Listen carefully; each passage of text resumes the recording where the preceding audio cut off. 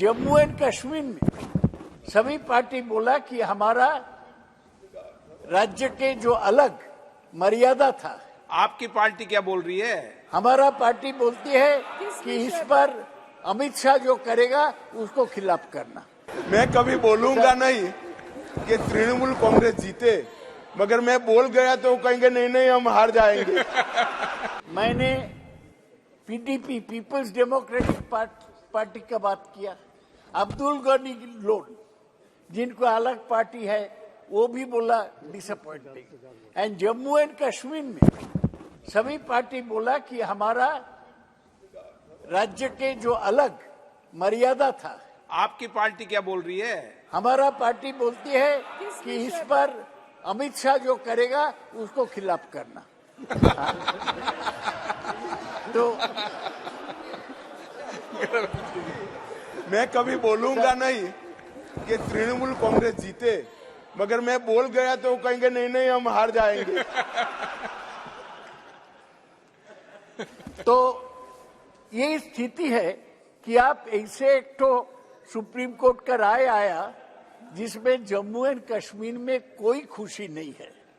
ये गृह मंत्री जो अपने हाथ से 2019 में 370 को एब्रोगेट किया, इसके बारे में उसको चिंतन करना चाहिए कि क्यों ऐसा हुआ। आप बोलता है हम कश्मीरियों को भलाई के लिए सब किया। कश्मीर में एक भी आदमी, एक भी पार्टी आपको समर्थन नहीं करता है, इसको आपको समझने पड़ेगा। कश्मीर में आप इतना बड़ा कदम उठाया, आप जम्मू एंड कश्मीर में महिलाओं को कोई जुलूस निकला, इसको समर्थन में नहीं निकला।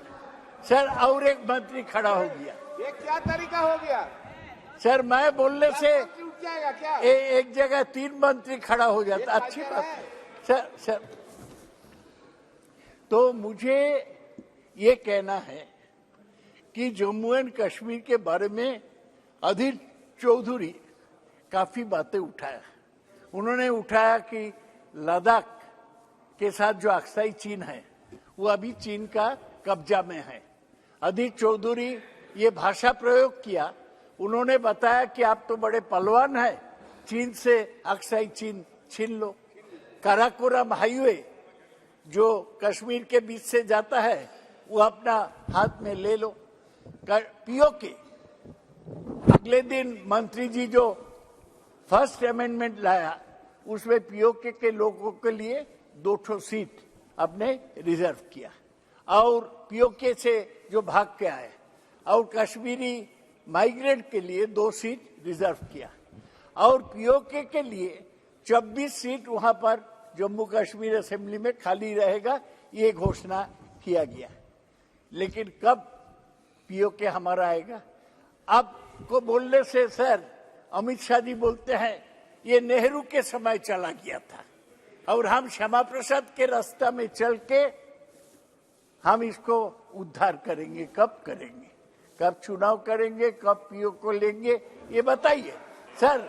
मैं ये हाउस श्यामा प्रसाद मुखर्जी को नमन करता हूं, लेकिन अधीर चौधरी ठीक बताया कि श्यामा प्रसाद मुखर्जी जेल में उनको मौत हुआ, ये हम सब बंगाली दुखी है। हाँ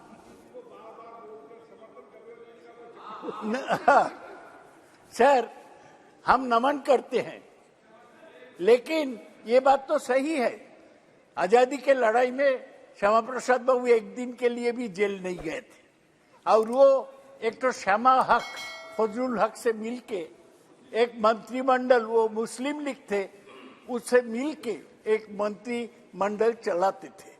श्यामा प्रसाद बाबू कुछ अच्छा काम किए। वो एक ही स्लोगन देते थे, एक विधान, एक निशान, एक प्रधान होना चाहिए। तो आप तो श्यामा प्रसाद बाबू को ये चिंता को रूप दे रहे हैं, लेकिन मैं कहता हूं मैं जो आजादी के लड़ाई में जो जेल में नहीं किया उसको पूरा नमन नहीं करता हूं, आधा नमन करता हूं। आजादी के लड़ाई में जो जेल में गया वही असल नेता था। बीजेपी के लोग हिंदुत्व वाले जेल में नहीं गए। गुरु गोलवलकर 42 में बोल दिया कि कोई भारत छोड़ो आंदोलन में शामिल नहीं होंगे। ठीक है, जो आरएसएस करते हैं, गुरु गोलवलकर को मानते हैं, हमें कोई आपत्ति नहीं। अध्यक्ष महोदय, मैं आग्रह करता हूं उनसे कि वह इतिहास पढ़ें, गलत तथ्यों को नहीं रखें।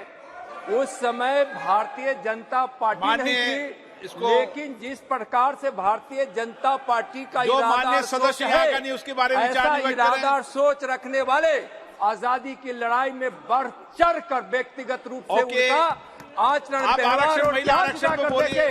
उस समय भारतीय जनता पार्टी आरक्षण में बोलिए, लेकिन वह इतिहास को जाने, जिनके विषय में वह कोट कर रहे हैं, उनके विषय में भी आप जानिए देश के प्रति और आजादी में क्या क्या उनका योगदान रहा है। रिकॉर्ड से निकाल दिया उसको। श्यामा प्रसाद बाबू का पॉलिटिक्स नहीं था, वो अच्छा। अरे श्यामा प्रसाद मुखर्जी पर डिबेट नहीं हो रही, आप महिलाओं पर डिबेट मिनिस्टर करो ना, थे, इंडस्ट्री मिनिस्टर बंगाल में। लेकिन उनका पॉलिटिक्स नहीं था, ठीक नहीं था। हम दुखी है कि कश्मीर के जेल में उसको मृत्यु हुआ। सर, आप ये जानते हैं, छुट्टी काट रहा है, खाली उठा है। क्यों इस्तीफा दिए और उसका कारण क्या था, यह भी रिकॉर्ड में आना चाहिए और माननीय शौकत साहब को यह भी बताना चाहिए। रिकॉर्ड में लाइए, बताइए कि क्यों मंत्रिमंडल से इस्तीफा दिए थे। रिकॉर्ड बाद में देख लेंगे।